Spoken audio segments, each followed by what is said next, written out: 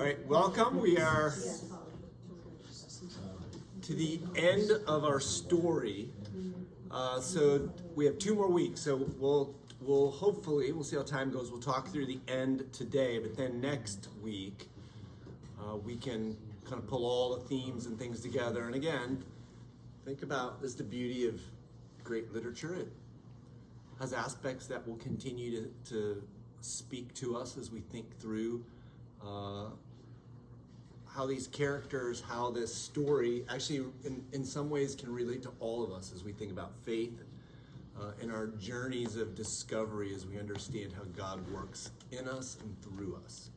So let's begin with part 2, which again, we talked about how this whole story that she's unfolding is her complaint, right? Book 1 is her starting out by saying, I'm going to say what no one else would say. I'm going to tell you what these gods are like.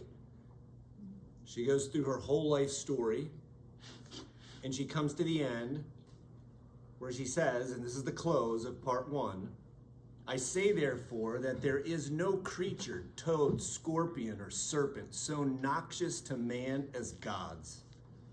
Let them answer my charge if they can. It may well be that instead of answering, they'll strike me mad or leprous or turn me into a beast, bird, or tree. But will not all the world then know, and the gods will know it knows, that this is because they have no answer? All right, so she lays it out. She goes Job on them, right? She lays out the whole thing and says, they don't even give me a hearing. They don't have an answer. There is no answer. And then we begin part 2. She says, not many days have passed since I wrote those words, no answer. But I must unroll my book again. It would be better to rewrite it from the beginning, but I think there's no time for that. Weakness comes on me fast. And Arnhem shakes his head and tells me I must rest. They think I don't know they have sent a message to Dharam. Since I cannot mend the book, I must add to it. To leave it as it was would be to die perjured. I know so much more than I did about the woman who wrote it. What began the change was the very writing itself. Let no one lightly set about such a work. Memory once waked will play the tyrant. I found I must set down, for I was speaking as before judges and must not lie, passions and thoughts of my own which I had clean forgotten. The past which I wrote down was not the past that I thought I had all these years been remembering. I did not, even when I had finished the book, see clearly many things that I see now. The change which the writing wrought in me, and of which I did not write, was only a beginning, only to prepare me for the gods' surgery. They used my own pen to probe my wounds. And a couple other times she's going to refer to the surgery continuing. So she has this conversion experience. She had a view of the world, a view of her life, a view of the gods. And then she tells us, it's not many days past. I had it all wrong. I need to rethink the story, because she's going to discover the gods are not who she thought they were. And maybe with that, or maybe more profoundly, she was not who she thought she was. So let's kind of walk through what happens. What are the pieces that start this in her? What are the parts that begin shifting her view of who she is, or who she's been, and who the gods really are? What comes first? Do you remember? Well, the two things that happened before her is that there are things that about other people that she realizes were not true, both of her sisters. Yes. That, both of her sisters, she goes through and realizes that they were not true, or her relationship with them that she thought she had at the time was completely wrong for both of them.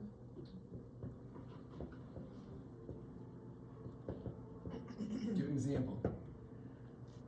Well, okay, for Psyche, she realized that she was not in fact loving, that she wanted her to be her prisoner or her captive. So it was kind of cruel.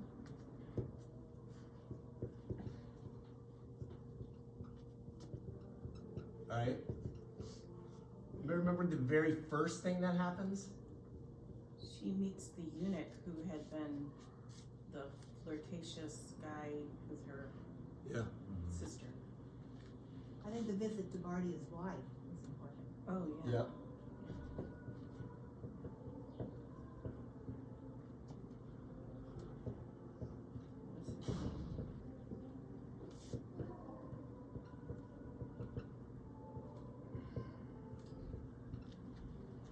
I think those are the 3 steps. And the first one, because the first time we get the story of Redival is like this flirtatious, flighty, self-centered, and she runs off with this young man, right? Who then has harsh punishment and is sent away. That's so we can put on the YouTube video. It's for kids. We can tell what happened to him. But when she meets him later, and it takes a while to realize who he is, he gives us Redival's perception of what had actually happened, right? She just sees it as, hey, we're all going through and everything's great. Now my sister flakes out. And she goes all boy crazy and disrespectful and doesn't honor the king and her position. And he talks about what a lonely girl she was. The queen's like, what do you mean she's lonely, right? We're all here. Oh yes, very lonely. After the other princess, the baby came, she used to say, first of all, Orwell loved me much. Then the fox came and she loved me little. Then the baby came and she loved me not at all. So she was lonely. I was sorry for her. Oh, I was a fine young fellow then. And then he goes on about, the state of affairs they had. But he starts to talk about he had pity on her because she was this lonely sister who felt like the outcast that nobody cared about. Right? Which is like one of those moments where like, wait. And I bet, if we think about it, all of us can think about relationships we have that at some point someone speaks to us about them, and we're like, wait, I didn't think about it or see it that way at all. I thought, right, that this is that great, Brene Brown has the story of the ham fold over where she gets in the big argument with her husband, and it's about the stories we tell ourselves in our head. And we're telling a story about a person and what's going on, and they're actually having a very different one. And so that's her first one that, wait, maybe my sister responded in a way actually because of what I had done, not because she did something to me. And then a very interesting encounter where, first of all, she finds out Barty is dying. And she wants to go comfort him. But she's told not to. Do you remember that part? What was that about? Why is she told leave him be? You've had him long enough. What's that? I said you've had him long enough. Yes. And that You stress him out. you would stress him out because he'd feel like, Get up and serve. that's exactly right. His job is to serve her. So let him just wither away in peace. Without this sense of obligation. She said, what? Wait, no, I'm always his helper. I'm the one that cares for him. I love him. And like, please just let him be. And then he passes and she goes to talk with his wife. And here's where it all goes very sideways for her, right? Because in the same way, she projected the kind of person his wife was, and that it was actually she who was making his life better. And there was this jealousy the two of them had for each other. Let me just read a couple pieces here. She starts to talk about him, and she says to the queen, she talked about how she took all of his strength, and she said that it was because of her that he was eaten away. And she says, what are you talking about? He was a strong man. Yes, a tree that is eaten away within. Eaten away?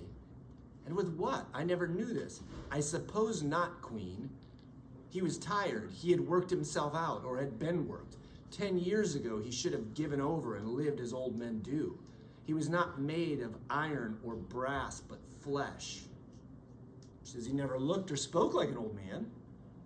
Perhaps, now think about this, because her view is, this is the person I really loved and cared about the most.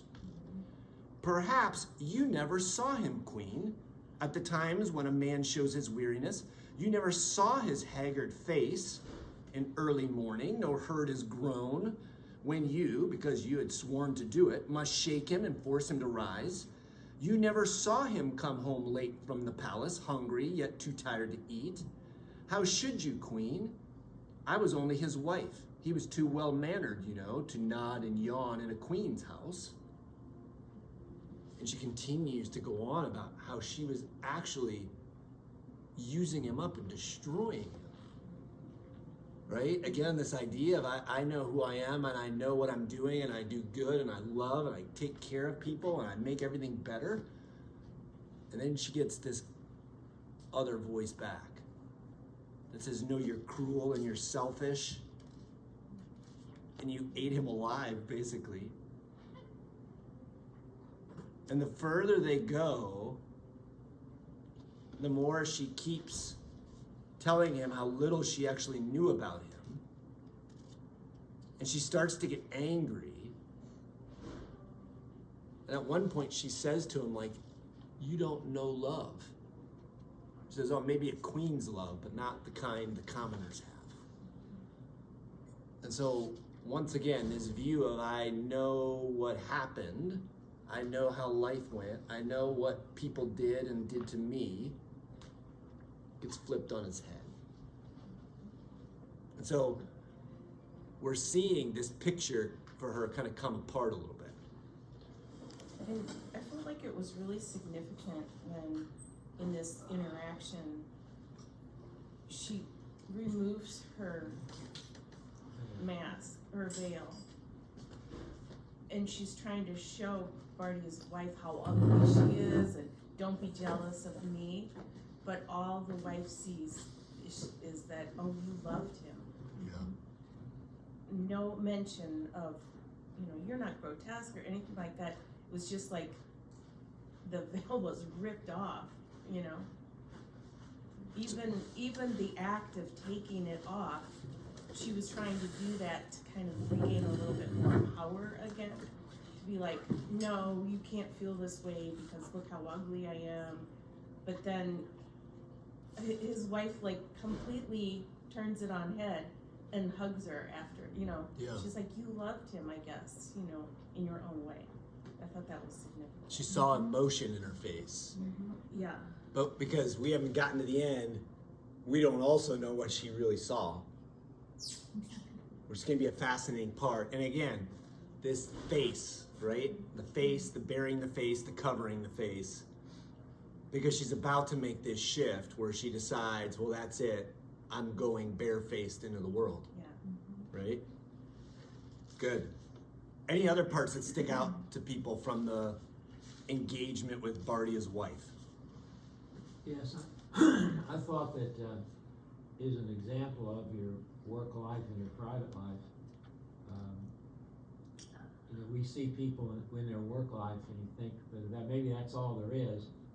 And then other people see them in their private life and you think that should take precedence. So there is a problem there, a tension between those two aspects of one's life, is which is more important. It was made even more critical because most of our private lives, we don't have another woman or man involved that would complicate the process even more. Yeah.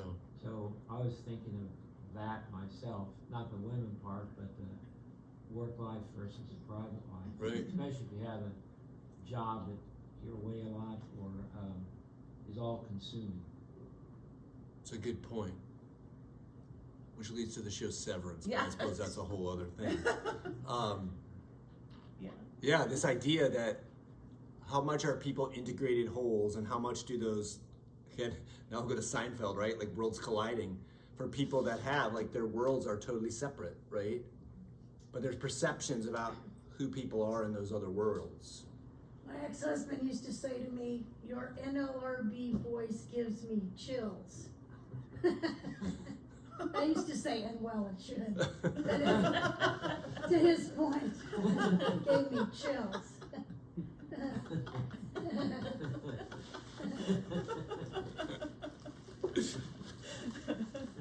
Chapter 2 of the second part is a really interesting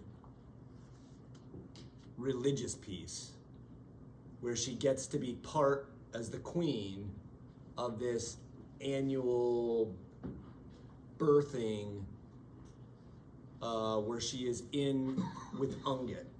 And again, throughout, and there's a whole other conversation, we could have a whole nother series on this book where we just talked about Lewis's views on religion and myth. You can see, for the people who know Joseph Campbell, you see all this Joseph Campbell stuff weaving its way through. He even makes the comment once that she has 1,000 faces. But we get this kind of this ritual here of like religions have, right? That they're often cyclical, that there's a narrative that people live out, and that there is a certain level of like performance in that ritual. And so she's kind of like behind the scenes as part of this ritual birthing, fighting, where it's like the birth of the goddess out into the world each year. And it's playing across the beautiful picture of Ungit, which is for the royalty, versus this rounded stone that is bloodied, and she sees faces in it. And there's the fight, but she's like, it's not really a fight. It's like wooden swords, and it's all play acting. And it's supposed to have this beauty and glamour, but there's the stench of like the burning oil all night, and the smell of people, and she's giving us this. It's kind of that Oz, you see behind the curtain. Pastor Allie was here and probably talking about working in churches, right? You have this side, that side. But within this, and for Lewis, this is part of, I think, what he's saying and experienced as well. At one time in his life where Lewis is personified in the fox, who says it's all show, it's all this thing that's supposed to make people feel good, it's all put on. And yeah, there's parts of it that are interesting and like creative, but in the end, it's this surface thing that the poets do that's really lies, but it makes you feel better.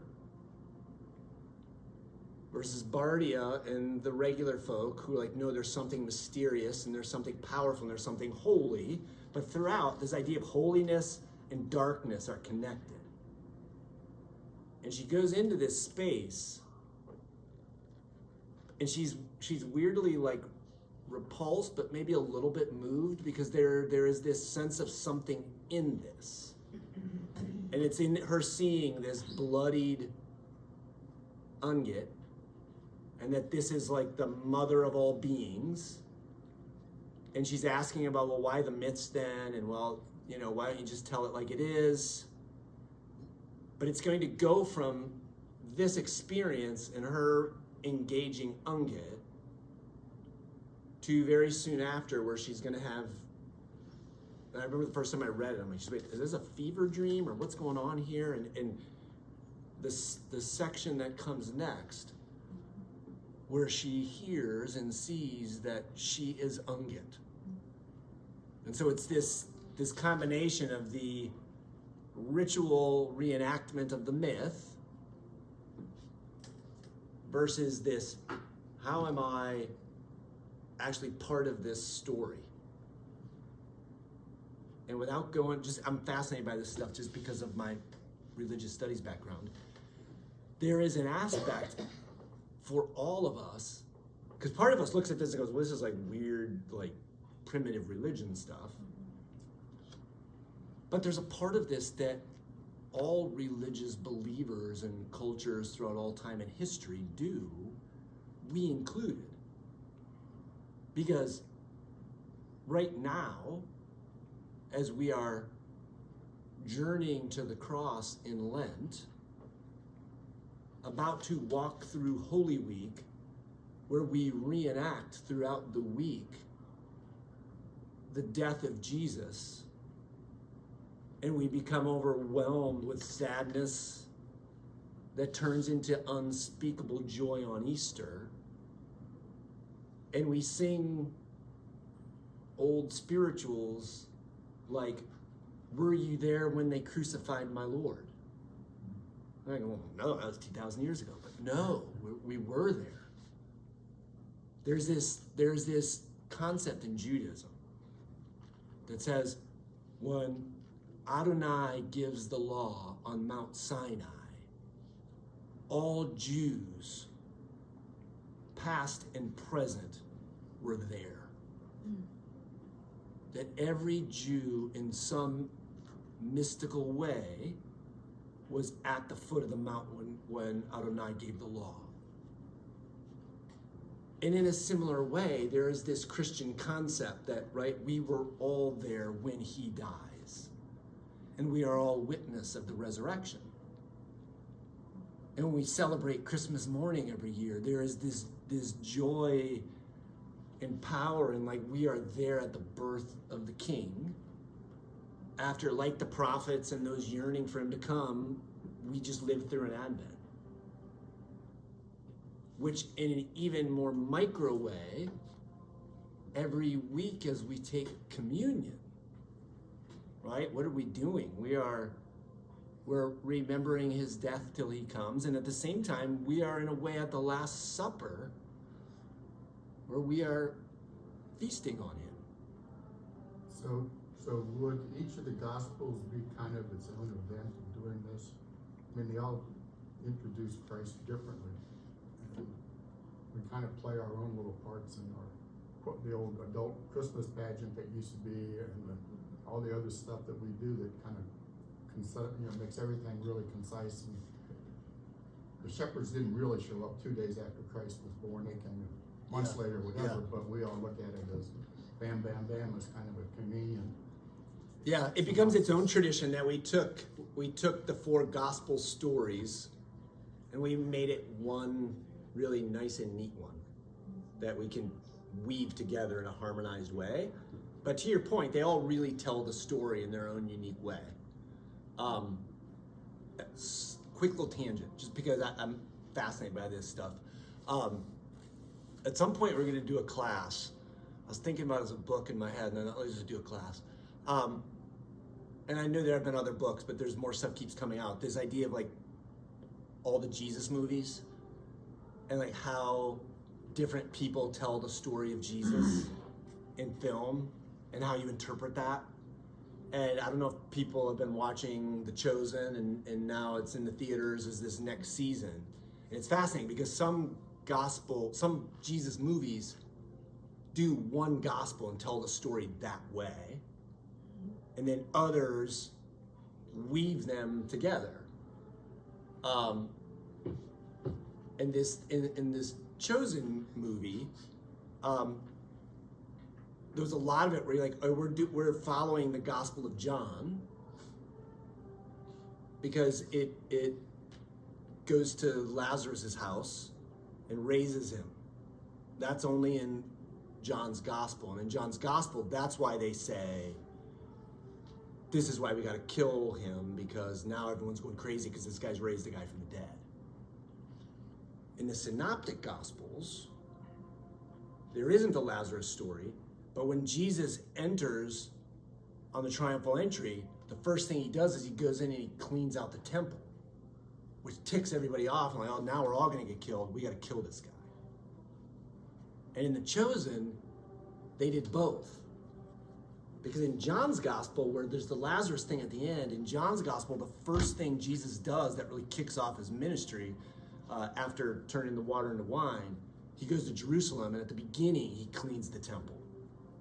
In the Synoptics, he does this as the last thing. But in The Chosen, you have both.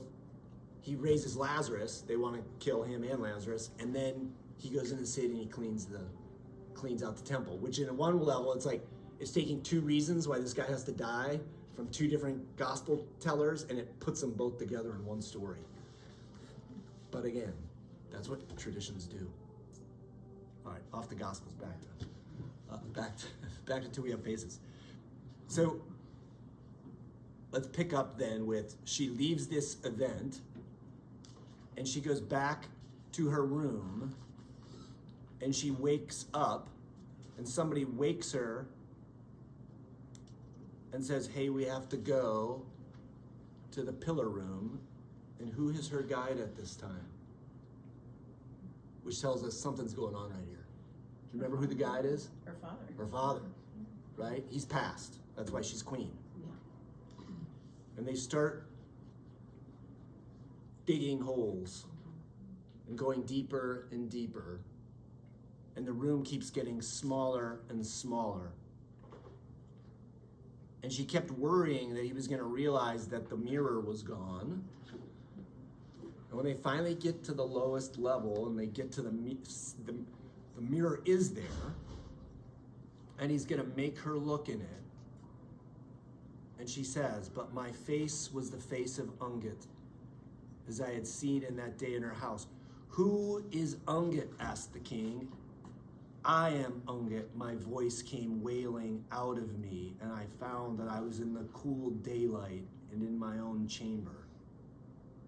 So it had well been what we call a dream, but I must give warning that from this time onward, they so drenched me with seeings that I cannot well discern dream from waking, nor tell which is the truer. The vision, anyway, allowed no denial. And she then starts to deal with, wait, if I am Ungit and all the horrible things I thought about Ungit and I said about Ungit and I said about Ungit wrecks our town and Ungit led to the death of my sister and all those things, she realizes, wait, I am Ungit. Which went from, I was the hero, I was everyone's best friend and loved everyone well, to she has this shift to, wait, I am the thing I loathed. And then she has to figure out what she's going to do with that. And just one more thing, and we'll talk about what she does, but I love this part where she says, of the things that followed, I cannot at all say whether they were what men call real or what men call dream. And for all I can tell, the only difference is that what many see we call a real thing, and what only one sees we call a dream. But things that many see may have no taste or moment in them at all, and things that are shown only to one may be spears and waterspouts of truth from the very depth of truth. Which I love that, right? It's sometimes the one lone voice that sees the thing that we say, they're the dreamer, they're the crazy one, they're the out of touch because we all see this way, so we know this is what's real. But it's the voice that sees something different sometimes is the one that we have to listen to.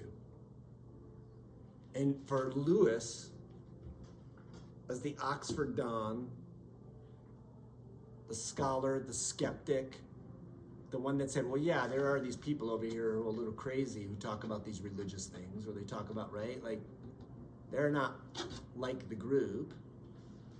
I think here later in his life, he flips the story on its head as he thinks of his own conversion. That says sometimes it's those other ones where we say, well, that's the dream, that's the aberration.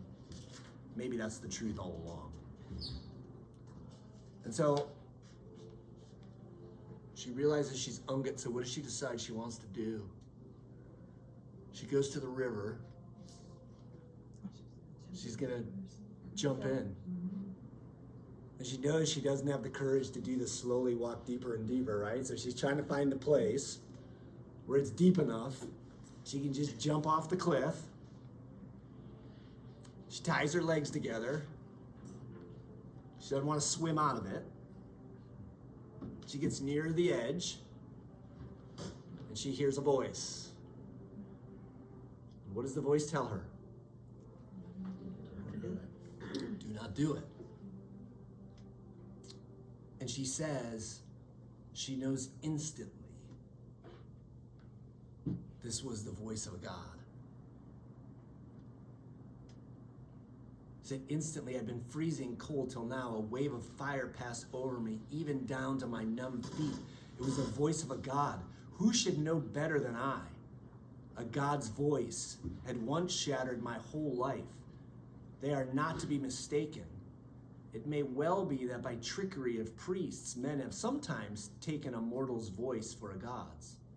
But it will not work the other way. No one who hears a God's voice takes it for a mortal's. Lord, who are you? Said I. Do not do it, said the God. You cannot escape Ungit by going to the Deadlands, for she is there also.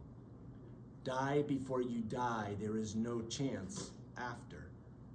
Lord, I am Ungit. But there was no answer. And that is another thing about the voices of the gods. When once they have ceased, though it is only a heartbeat ago, the bright, hard syllables, the heavy bars or mighty obelisks of sound are still master in your ears. It is as if they had ceased 1,000 years before, and to expect further utterance is like asking for an apple from a tree that fruited the day the world was made.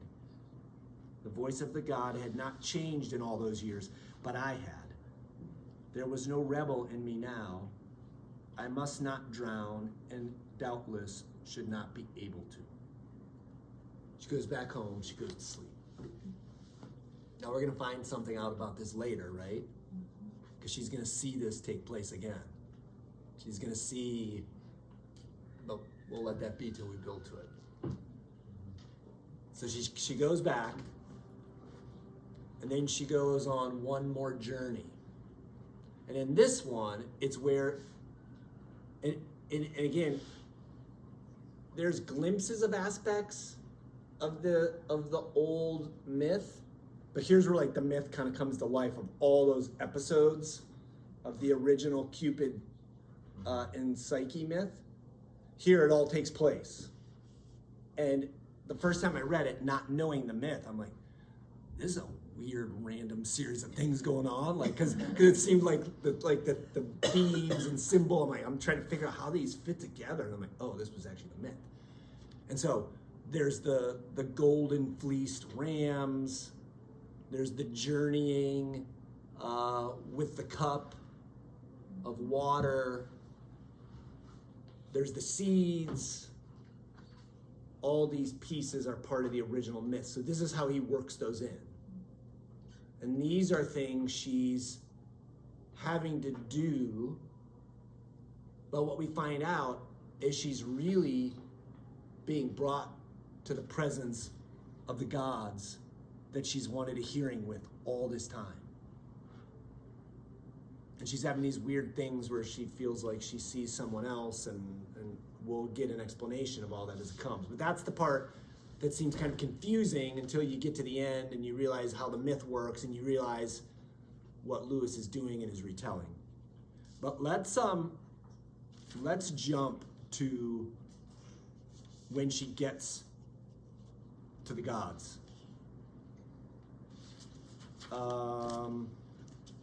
It's the eagle. The eagle picks her up.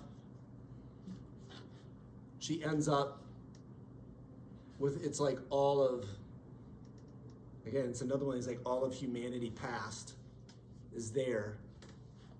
She can't count them. And again, following our theme, she's stripped, not just her face, but she's naked in front of all of them, right? This picture, she's totally exposed. And this is her chance to make her statement to the gods about what they'd all done. And she comments that she thought she had her book with her, and then she realizes what? It's just this small little, like, just wait, I know I've been writing this for a long time. What's this little thing in my hand? And they tell her to read her complaint. And she says, I looked at the roll in my hand. I realized it's not the book I'd written. It couldn't be.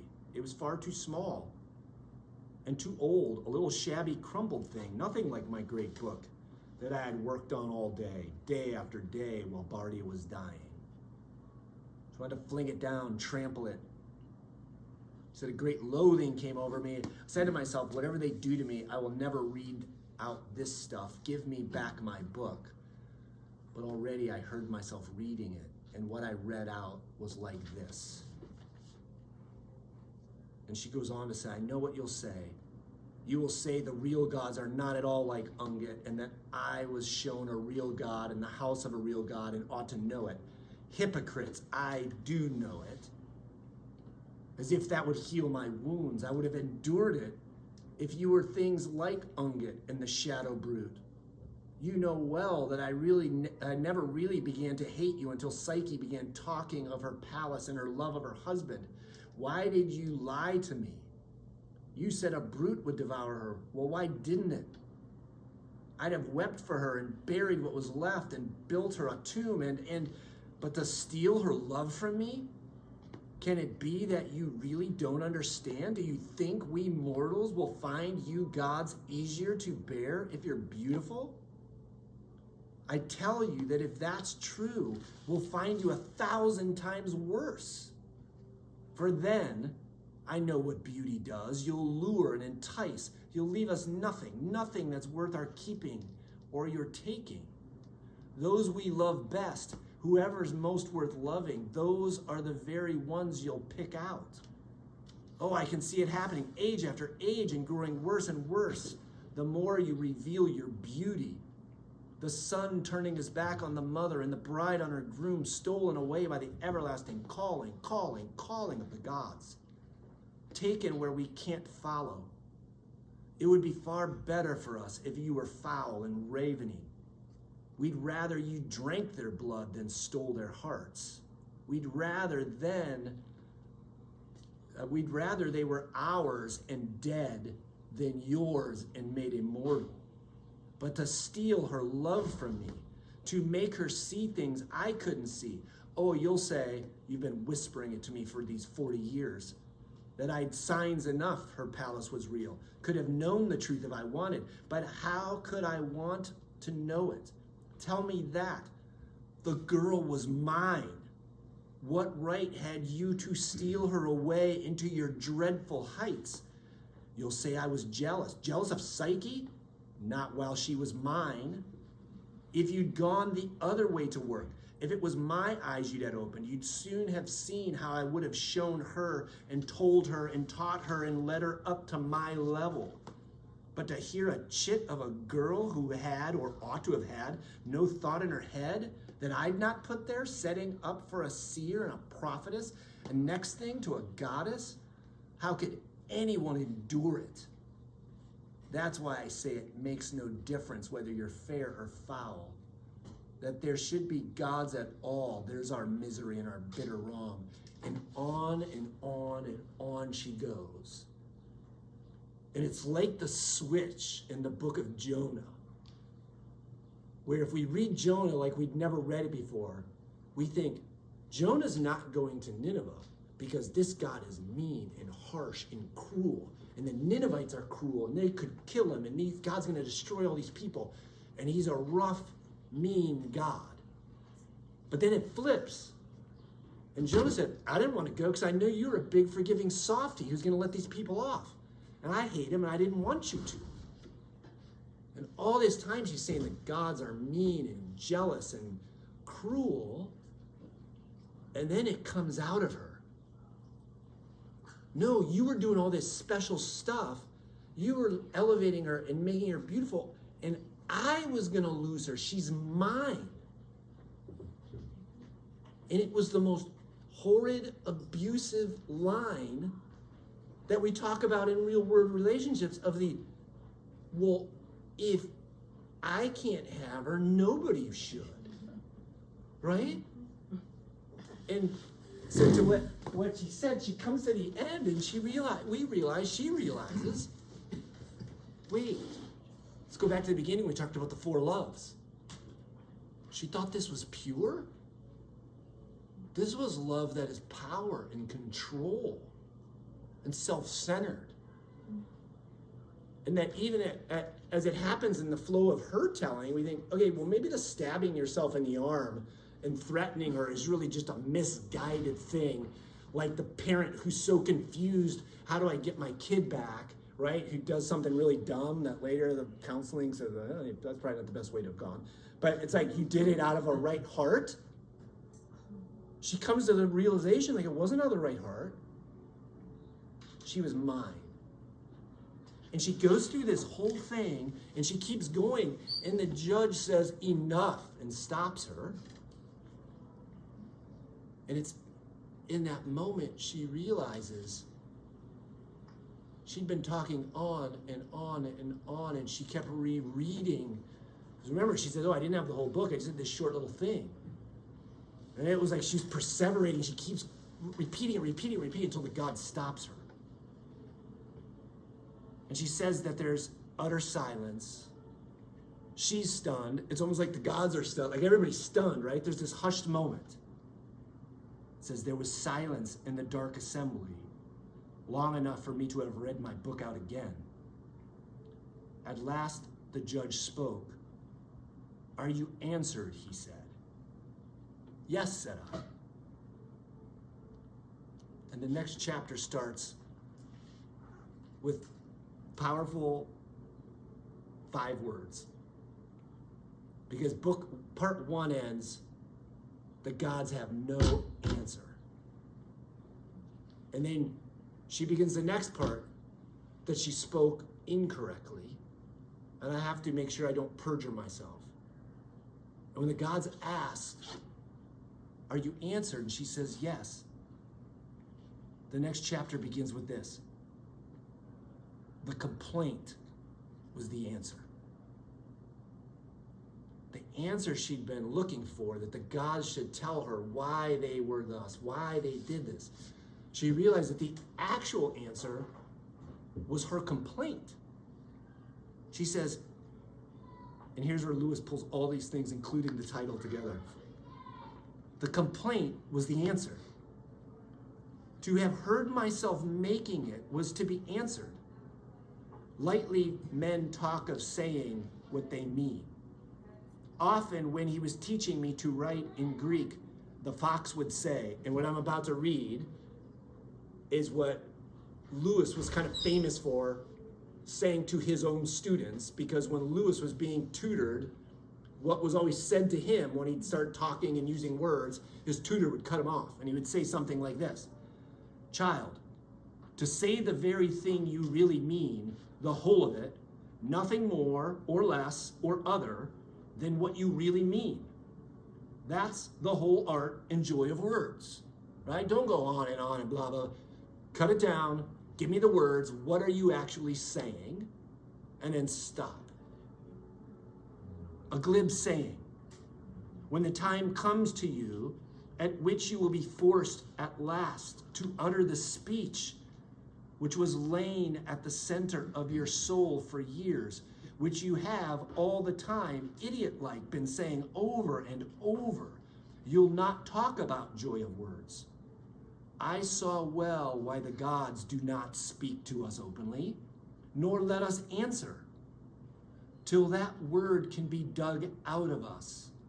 Why should they hear the babble that we think we mean? How can they meet us face to face till we have faces? It's like,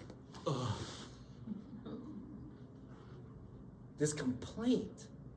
Why won't they answer? Why won't they answer? I want them to tell me. I want them to talk to me. I want them to. She's like, how can the gods speak to us? How can they come to us? How can they show us their faces? Until we get to the heart of what our real words to say are. What is our real complaint? And how can we see their faces till we have faces ourselves?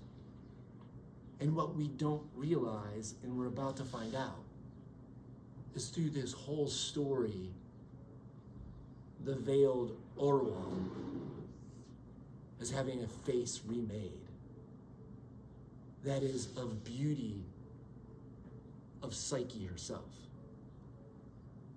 Which again, if we remember, the word psyche is the Greek for soul. This whole story, in her pain, in her struggle, even in her selfishness, and you can't call it atheism or agnosticism, because then she doesn't believe in the gods. It's that they're just terrible and cruel and mean to us. She realizes she's been being formed and made beautiful. But she says we can't even grasp that concept until we get to the point that we understand the essence of our words and that we have faces to understand how to see the face of God. And it's at this realization that there is this turn, and where she's now going to have some folks from the past, both her father and Fox, who are going to show her new things. And it's at this point, she's going to get a recap of the story and her life by seeing the things on the wall of the mural. I feel like before we go into that, we got to talk about this for a second. So when you were reading this through and you get to this part, how does it strike you as a reader? Did it feel moving, fulfilling? Did it feel confusing? Did it feel like, wait, what did he just do to me there? Thoughts? Well, the first time I read it, I was confused. That was before the class. Then the first time when you talked about the 4 different kinds of love, so the second time I read it, I had more of a perspective of kind of what it was about. But I also, I have 2 thoughts. One, we still do this today. We try to make captives of other people, and it's us. And then I think it's also we and the people back 2,000 years ago, even his friends who thought they loved him, did the same thing to Jesus. They betrayed him and wanted him to be who they wanted him to be. Those are my thoughts. I kind of felt as if I were journeying with her and experiencing her confusion, and as she came to realize that, the old joke that what you were looking for was right in front of you, or was right inside you all along. Yeah. And that she just needed to peel off layers to get to it. And I felt that I was drawn into that process. Yeah. So sometimes confused, and then lightning coming gradually. And Lewis does that in a lot of his fiction. I'm trying to remember, is it the Dawn Treader? It's Dawn Treader. Is that the one with Eustace? Mm-hmm. Right? And where he becomes the dragon and he has to painfully peel off those layers, right? But it's this idea of conversion for Lewis, which is true transformation, is painful and beautiful at the same time. And again, he has this radical transformation in his own life. And I think in many ways it comes out in his writing as he's finding ways to describe and tell that. What else? What else struck people as they I had a hard time with it back when she was trying to get Psyche to come with her and she was using all the manipulation. For me, that was just so hard. It almost turned me off of the book. Yeah. To come forward and then that just kept weighing on me, even as I finished reading the book. That for me, that was just, I don't know, I just had a very hard time with that. And to continue on with the book, that still weighed on me. Yeah. What do you think Lewis is doing? Why do you think he? I don't know. That's why I'm here. So, Yeah. it seems to me like faces is like an explanation of a seat at the table. And she's finally saying, yes, we all have faces. And men are just interested in beautiful faces, and they discount ugly faces as if they don't exist at all. And we can think of people like that. But little by little, then she gets the beautiful face. Now she has a seat at the table. It seemed like that to me. Yeah. She has a voice. We can say voice instead of face. Yeah. And there's all kinds of levels of gods, and then the kings and the queens, and then people in the court, and Bardia, her servant, and Bardia's wife. I mean, there's all these levels of faces or lack of faces. Think about this for a second. We see each other's faces. We see each other's actions and engagements. And to one degree, they might be the old line about the window to the soul. But in other ways, our souls are hidden. This idea of the four loves.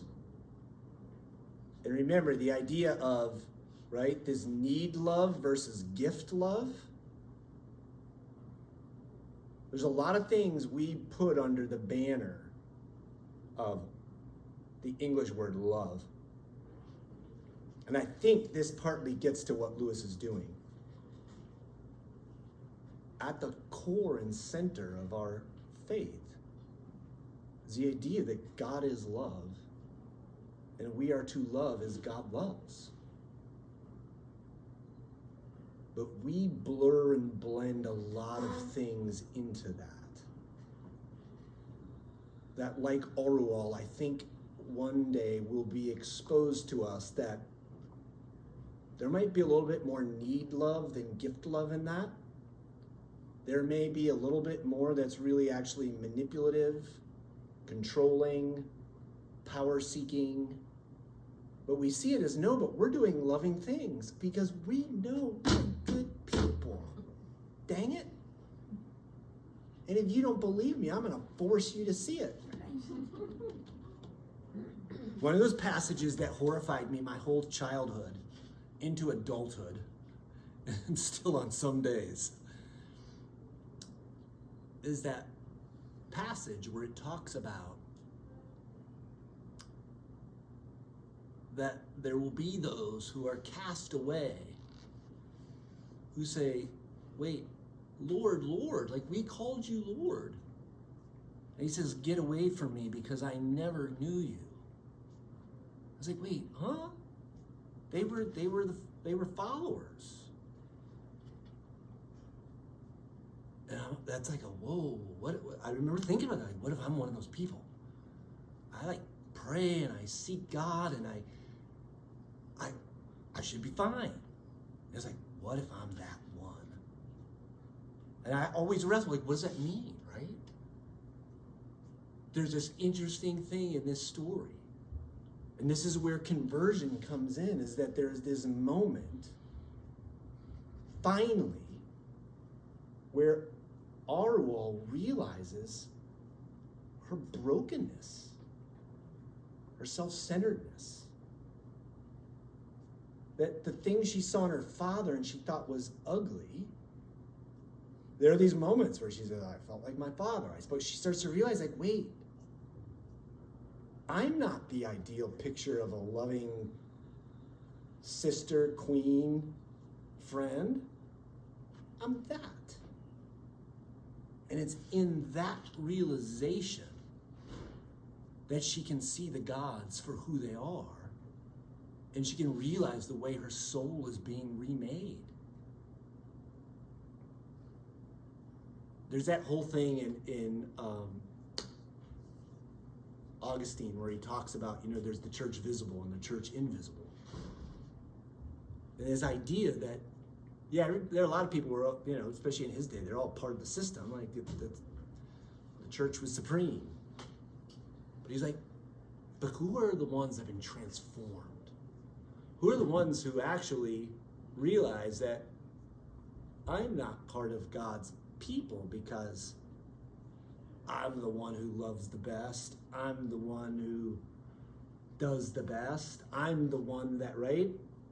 This is good Pauline theology where he goes, I realize all that stuff that I was, that I bragged in, he literally uses the Greek word for crap. He's like, it was excrement. I just said something else with taping. But that's what he uses. The Greek word he uses of that punch. And he realized, but it's in Christ and his love, and the love that transforms me, that then I should love that way. And Lewis sees in that is the thing that remakes us, that reforms us, that reshapes us. So that we're worried all about what's going on here in faces, but it's really the soul that's being transformed on this journey. You know what took me aback though? Is that she never got a chance to share that. 'Cause then she's dead. Yeah. Oh, she left the book. The book, yeah. The book that's supposed to Well, go but- forward but- to the but Greeks. She wasn't really right. I mean, she kind of came to it, and then she was dead. I mean, I don't know. It took me aback. That's why we're all reading this, not on our deathbeds. We got a little time, right? I'm going late. This is why they got the clock in the back for me. Let me pray for us. God, we thank you for your goodness and your faithfulness to us. We thank you for community, the ability to read, the ability to sit down with fellow believers from the past through their works a generation later. God, help us wrestle with the idea of how you are making our souls. Help us to wrestle with the idea of how we truly love and how we see you and understand you. Help us, God, to be able to find the words and help us to be able to see you face to face. We pray this in Christ's name. Amen. All right, next week we will wrap all this up. And the right thing is, if they send it away.